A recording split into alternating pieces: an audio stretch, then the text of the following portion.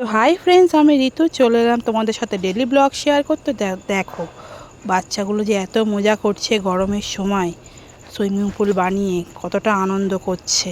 তো ওইদিকে আমি স্নান টান হয়ে গেছে, ওরা ওইদিকে মজা করছে। তো আজকের গ্রসারি আইটেমগুলো এসেছিলো, তার মধ্যে আমি একটা আমার ফেভারিট জিনিস অর্ডার করেছিলাম, তেঁতুল। এটা হচ্ছে মিষ্টি তেঁতুল, খুব ভালো লাগে খেতে। তোমরা অর্ডার করে দেখবে। খুব তুই হয়তো চান করে তার আগে আমি কিছুটা খেয়েছি, তারপর তেঁতুলটা খেলাম।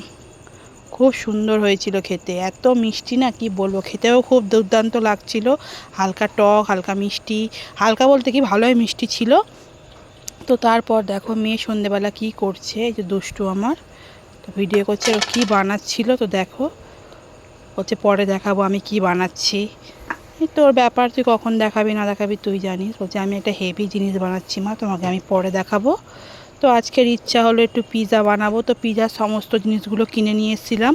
এই যে পিৎজার এই রুটিটা আমি অনলাইন থেকে অর্ডার করেছিলাম দুটো। তো খুব সুন্দর হয়েছিল দেখো। এর উপরে প্রথমে কি বলবো এটাকে, সস দিয়ে দিয়েছিলাম, তার ওপরে মেয়োনিজ দিয়েছিলাম। মেয়োনিজটাকে ভালো করে মাখিয়ে নিলাম। পুরো পুরো সারা পিৎজাটাকে পুরো একসাথে করে কত সুন্দর হচ্ছে দেখো। তো পুরো সব জায়গায় ভালো করে লাগিয়ে নিচ্ছি। তো লাগানোর পর শসা আর পেঁয়াজ কুচিয়ে রেখেছিলাম, যেহেতু ভেজ বানাবো এই জন্য দেখো শসা পেঁয়াজ কুচিয়ে দিয়ে পর এর ওপরে বাটার দিয়ে দিয়েছিলাম। বাটারটা গ্রেট করে দিয়েছিলাম যাতে চারিদিক হয় ওই জন্য। আর হচ্ছে কি, তার উপরে হচ্ছে কর্ন দিয়েছিলাম, কর্ন সিদ্ধ করে নিয়েছিলাম, কর্ন দিয়েছিলাম।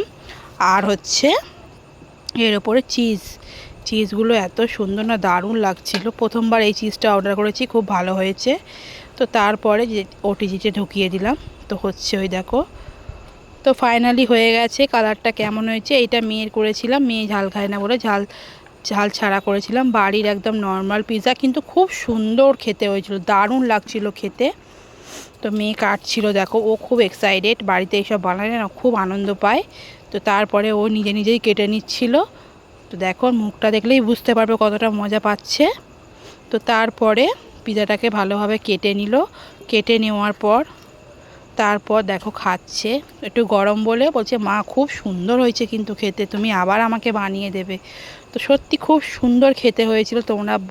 তোমাদের বললে বিশ্বাস হবে না, তোমরা বাড়িতে ট্রাই করবে।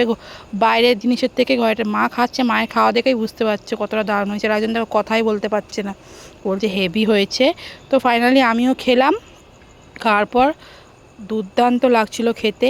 আমি ভাবলাম আবার অর্ডার করবো ওই পিৎজার রুটিটাকে, তারপর ঘরেতে বানিয়েই খাবো।